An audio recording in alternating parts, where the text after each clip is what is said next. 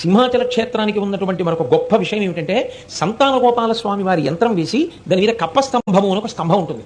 కింద సంతాన గోపాల స్వామి వారి యంత్రం ఉన్న కారణం చేత దంపతులు వెళ్ళి ఆ కప్పస్తంభాన్ని కౌగిలించుకుంటే సంతానము కలగకుండా ఏ దోషం అడ్డొస్తుందో ఆ దోషము తొలగిపోతుంది, తొలగిపోయి వారు సంతానవతులు అవుతారు అని. కాబట్టి కప్పస్తంభాన్ని కౌగిలించుకోవడం సంతానకారకం అవుతుంది. అక్కడ ఇంత గొప్ప క్షేత్రమై సింహాచల క్షేత్రం వెలిసింది.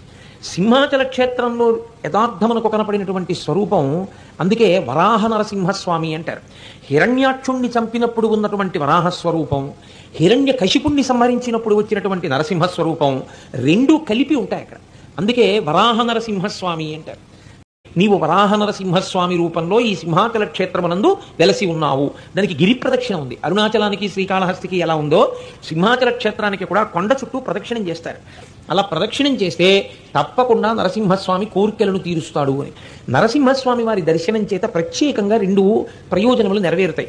తెలిసి కాని తెలియక కాని నరసింహస్వామి వారి దర్శనం చేస్తే ఒకటి అపమృత్యు దోషం పోతుంది.